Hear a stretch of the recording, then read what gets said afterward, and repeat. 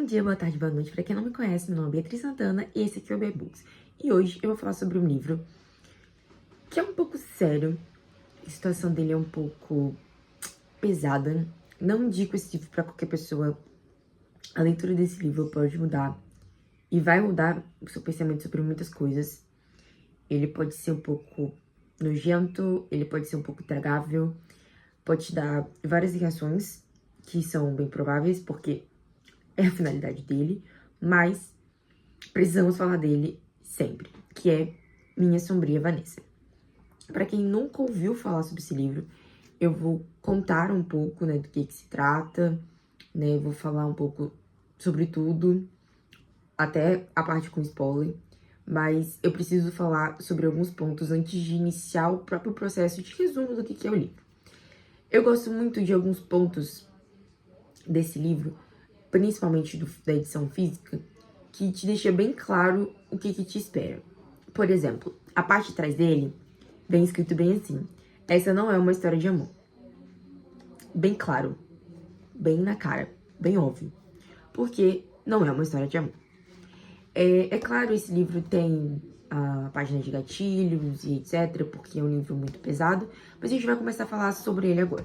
Para quem nunca ouviu falar, para quem não sabe do que eu tô falando, Minha Sombria Vanessa nada mais é do que a história de uma menina que tá ali nos seus 13 para 14 anos e que vai para uma escola interna, né, no que eles chamam de high school, e ela se apaixona por um professor e ela fica nesse ciclo durante muito tempo. A história se passa na época que ela tava na escola e na atualidade, né, enquanto ela é mais velha, e a gente vai acompanhar o processo dela entender as coisas que aconteceram. E, assim, ela entende, mas não entende. E a gente fica abismado durante a leitura com o fato de que ela descreve todas as coisas que deixam claro que aquilo é um crime e não um romance. E aí ela passa pano 2 segundos depois. Porque ela não é uma vítima. Porque ela escolheu aquilo. Porque ela estava no controle. Todas as coisas que ele dizia pra ela. Esse livro começa em 2017, porque a gente começa com a Vanessa de agora. Ela tá indo se arrumar pra trabalhar e tal, e aí ela tá meio obsessiva com o assunto que tá rolando nas redes sociais.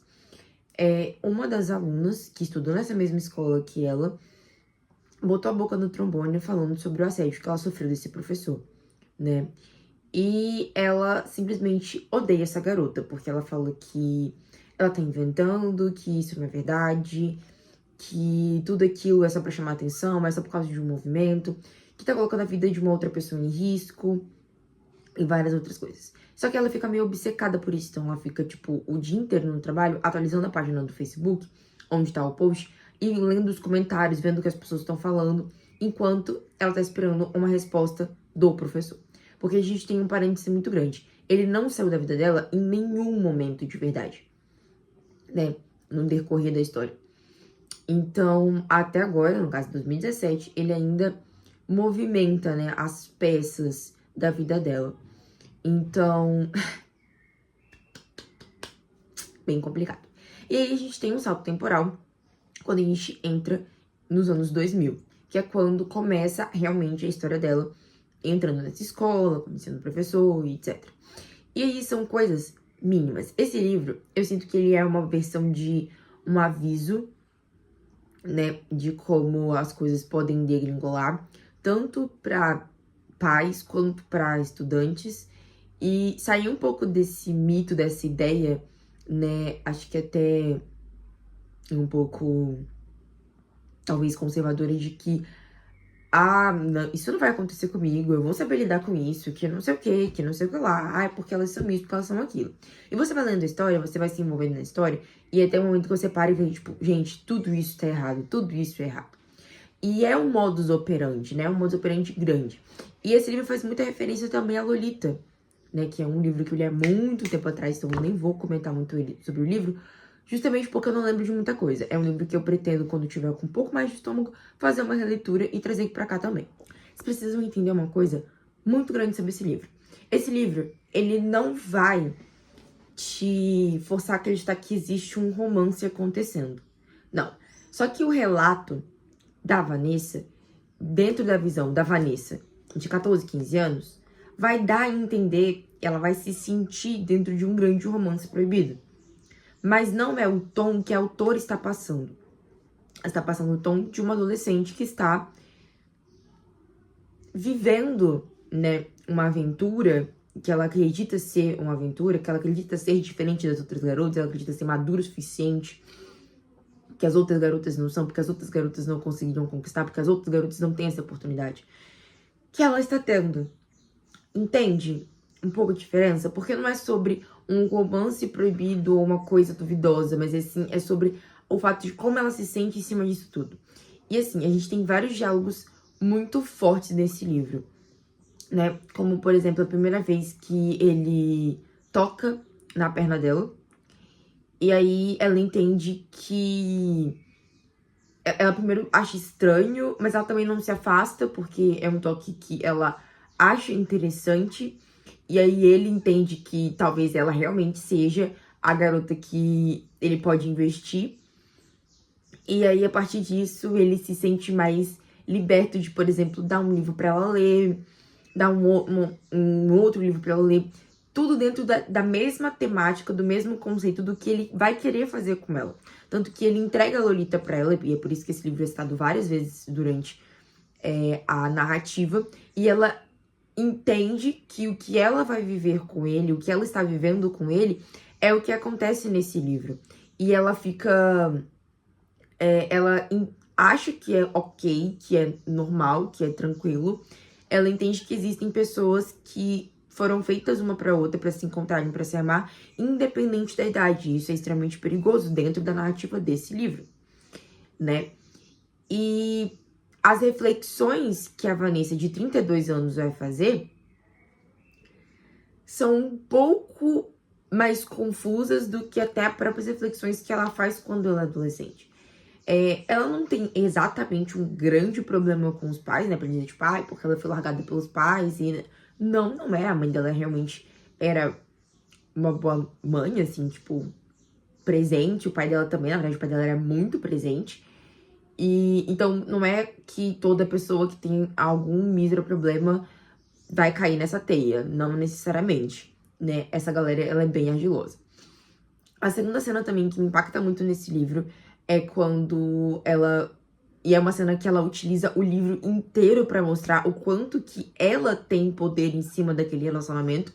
Que é quando, antes deles se beijarem, antes de ter qualquer coisa, ela tá sentada na cadeira, ele se ajoelha no chão, né, debruça assim nas pernas dela e começa a chorar e fala que ele vai destruir ela. Que ela não deveria deixar, que ela deveria sair correndo, que ela não deveria dar corda, porque ele vai destruir ela.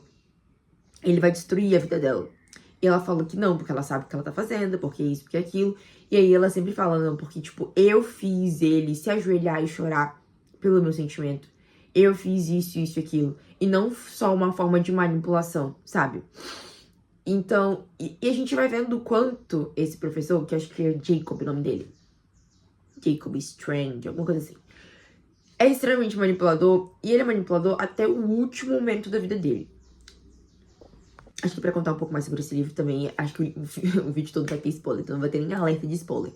Vai ser um vídeo inteiro, meio que com spoiler, pra vocês entenderem um pouco da profundidade da situação, tá? O que acontece? Jacob, ele tem, né, essa malícia, ele vai jogando pra ver, mas ele também não se controla algumas vezes. Então, tipo assim, eles ficam se beijando, assim, nos escuros, nos cantos da escola e tal. Aí ele chama ela pra ir pra casa dele, aí ela toma um baque, porque aí ele vê que ele deu um passo muito maior do que a perna dele, né? E aí ele volta atrás, eu tipo assim, não, a gente vai assistir um filme, comer umas coisas gostosas, o que você gosta de comer? Você gosta de refrigerante, que não sei o quê? E ele trata ela o tempo todo como criança. O tempo inteiro como uma criancinha. E isso é meramente chocante, porque ela se sente muito adulta perto dele. Só que ele trata ela como uma criança. Tanto que a primeira vez que ele leva ela pra casa dele, isso, sem contar que ela tinha seguido, né, pra saber onde era a casa dele, ela realmente fica meio obcecada. ele, tipo, compra várias coisas que são, tipo, um paladar super infantil. Tipo assim, ele compra refrigerante, tipo, tudo doce, um monte de sorvete, tipo, muito doce, um monte, tipo, marshmallow, tipo, M&M, biscoito, etc. Só porcaria mesmo, assim, tipo, pizza, hambúrguer. Ok, eu entendo também que é um conceito da própria alimentação, né, norte-americana, mas ele enfatiza muito que ele comprou tudo aquilo pra ela, porque ele não come nada daquilo. Então, assim, ele compra uma alimentação completamente infantil pra ela. Esse é o primeiro ponto. E aí depois ele fala que vão assistir filme, vão ficar só coisa, ela não precisa dormir lá. Mas depois ele fala, tá muito tarde pra levar você de volta, que não sei o que, é melhor você voltar amanhã de manhã, forçando todo o caminho. Uma outra coisa que ele também faz, que ele compra uma roupa de dormir pra ela. Porque ele quer que ela durma com aquela roupa. Que também é muito infantil. É, tipo, menor que o tamanho dela. E não é menor que o tamanho dela porque o corpo dela é isso e aquilo. Não, é menor que o tamanho dela porque ele realmente comprou uma roupa extremamente infantil. E dá pra entender, pelo decorrer da história e do que ele fala, que na verdade ela já tava até um pouco velha pra ele. E é um dos motivos pelos quais ele termina depois com ela. Porque ela está velha pra ele. Guarde essa informação, porque a gente tá falando da Vanessa que tem tipo 13, 14 anos. E está velha pra ele. Então o tamanho da roupa que ele compra é muito menor que ela. Porque ela está velha pra ele. Vamos sempre pegar nesse ponto aqui. Ela veste a roupa e tal, não sei o que, e deita e ela fica completamente desconfortável. E todas, não tem nenhuma, todas as descrições de cenas que tem conteúdo sexual entre os dois são horripilantes. São desesperadoras. O jeito que a Vanessa narra as coisas que estão acontecendo são horríveis. E é pra ser horrível. Porque é aquilo, não é um romance. Então você fica agoniado lendo. É o tipo de cena que você quer passar correndo. Porque você não quer ficar com aquilo na sua cabeça. Todas as cenas são ruins. Mas ela se acostuma com o tom de ruim daquela situação. E ela acredita que aquilo é o que deve ser. Sabe? Tanto que a Vanessa, de 32 anos, ela acaba virando espelho. As relações sexuais dela são meio que um espelho do que aconteceu quando ela era mais nova. Mas, em todo momento, ela fala que ela não é traumatizada e que ela não é uma vítima. Eu acho que isso também é um outro problema. Porque ele enfatizou isso muito. Eu acho que aí ele foi... amarrou as pontas. Porque a gente vai para alguns problemas que aconteceram. Era óbvio que alguém ia perceber alguma coisa em algum momento. Era óbvio que eles não iam conseguir manter tudo aquilo em silêncio, né, no off por muito tempo.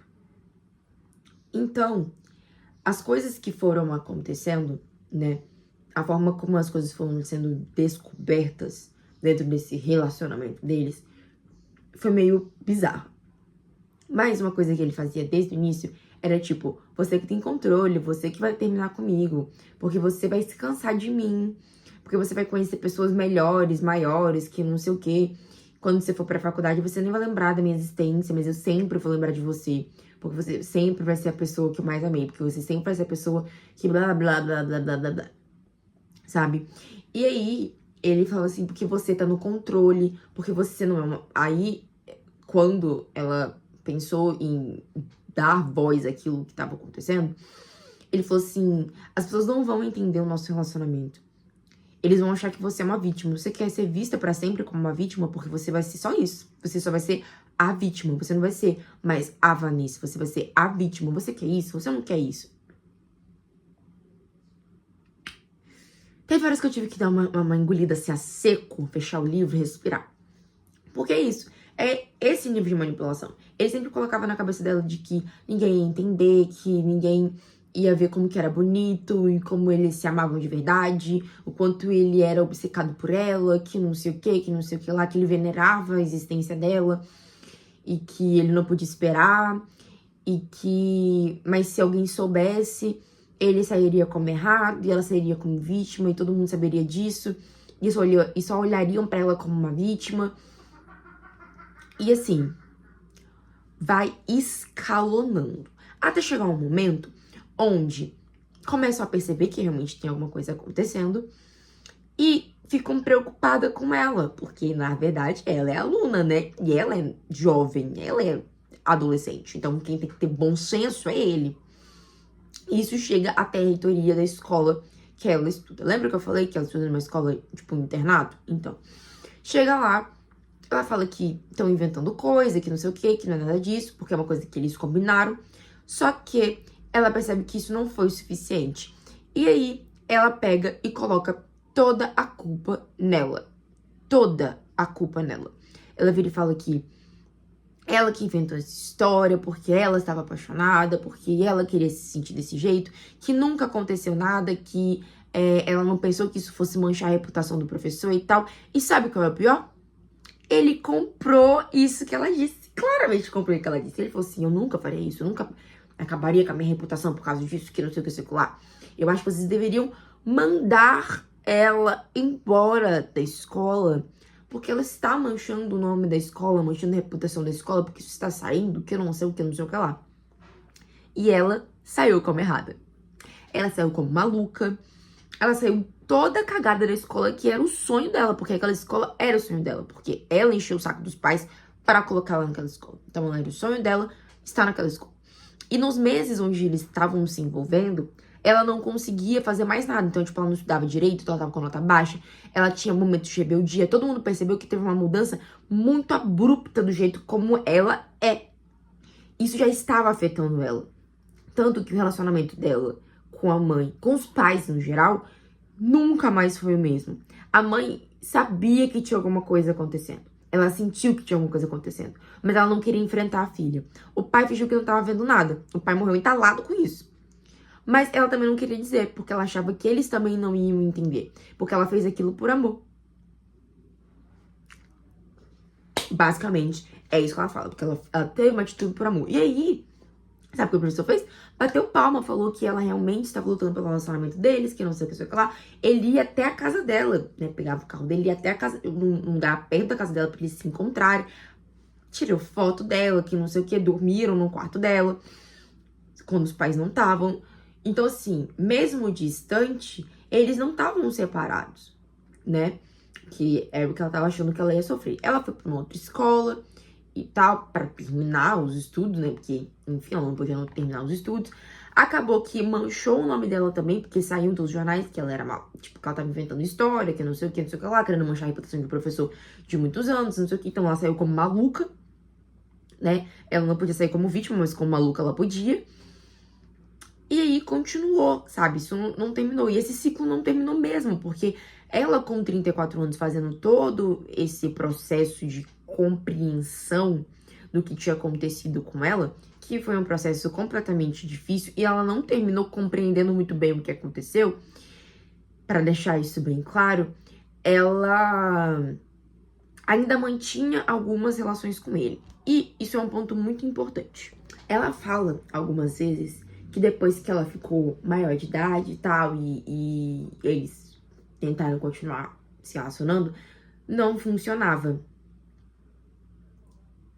Isso mesmo. Ele não funcionava. E ela falou que ele já tinha tomado remédio, que ela tinha tentado encenar a mesma vez como foi a primeira, comprou até uma roupa bem parecida com a que foi da primeira vez pra ver se ajudava, mas não funcionava. E ela se sentia horrível, ela se sentia péssima, porque não funcionava com ela. E ela falava, é porque eu perdi a juventude, eu perdi a beleza, eu perdi isso, que era o encanto, que não sei o quê. Alguém avisa? E a gente também tem um outro ponto, né? Que quando ela se sentia, assim, exausta e coisas do tipo, ela ligava pra ele. E ela pedia pra ele falar coisas pra ela, né? Porque ela não conseguia sozinha, ela precisava dele. E ela não era traumatizada, não era uma vítima. E aí ela começou a perseguir também a menina que tava, né, nas redes sociais falando, juntando outras meninas também pra falar sobre o caso e tal. Falando que elas estavam inventando, que elas não sabiam quem ele era, que estavam manchando a imagem dele. que ele nunca teria feito isso nada com elas porque ele amava ela.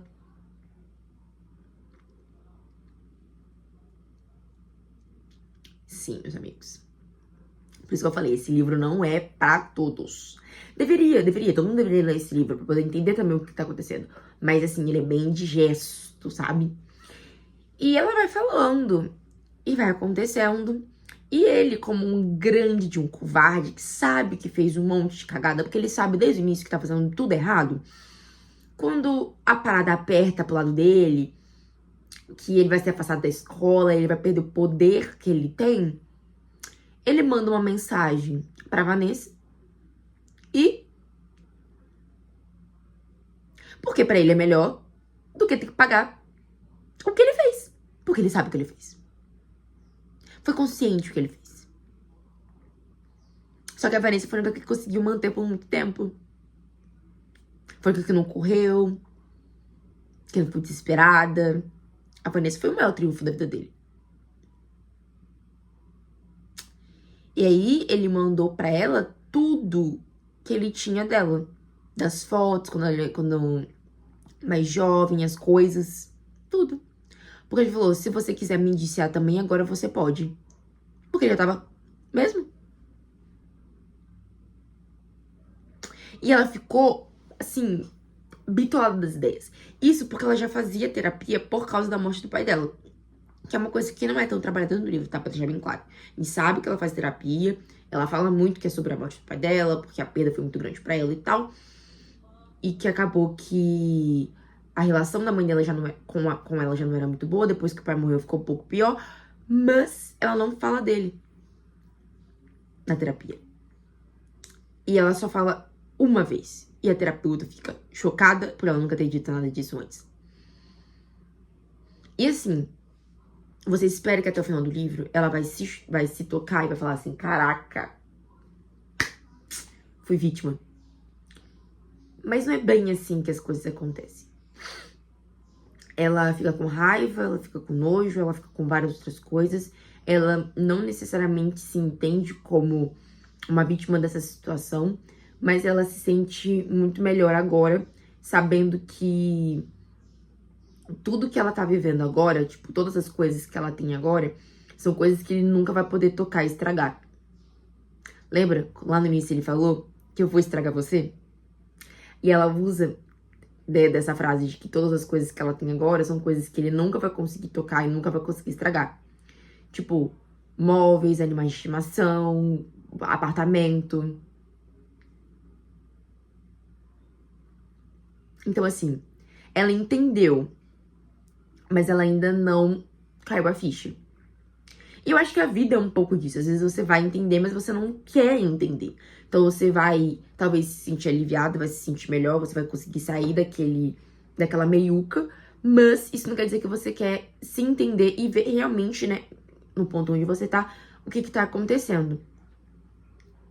Forte. Fortíssimo. E assim...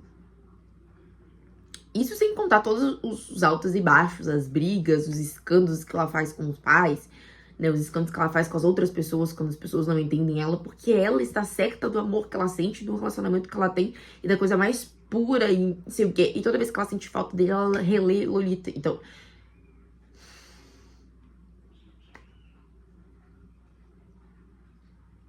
é um livro bem digesto, foi um livro que me fez chorar algumas vezes. Me deu um pouco disso de vômito também, só pra deixar isso bem claro. Teve umas cenas aqui que eu fiquei meio... quase, botei tudo que tinha comido no momento. Não é um livro para pessoas fracas. É um livro que, se você for muito sensível ao tema, eu digo, não leia. Não tente, de verdade. É um livro muito bem construído. É um livro que não romantiza. A autora foi muito categórica no que ela quis fazer aqui. E ela fez muito bem feito. E eu não trocaria absolutamente nada do que foi feito nesse livro. Acho que tudo tem muita coerência. Tem muita sagacidade. Ela conseguiu entregar o que ela queria. Conseguiu falar sobre o que ela queria. E deixar isso de uma forma bem óbvia. De que como essas pessoas que fazem esse tipo de coisa são ardilosas e estão em todos os lugares e não tem cara específico, né? E a gente vê aí reportagem, dia sim, dia também, jornal falando sobre de professores, de pais, de avós, né? Então a galera tá aí, tá em todo lugar, não estão seguras necessariamente. E porque era pra ela estar segura numa escola interna, mas não tava. Então, é isso. Vamos continuar mantendo os comentários, né, aqui embaixo. Vamos falar pra quem já leu. O que vocês acharam, o que vocês sentiram durante a leitura, né? Vou deixar aqui linkado o vídeo o link do livro, caso vocês queiram comprar para fazer a leitura, né? Deixar meu link também da Amazon, caso vocês queiram comprar qualquer outra coisa, também comprar pelo meu link. Também o link do meu livro, que foi publicado. E é isso, meus amigos. Um beijo. Tchau, tchau.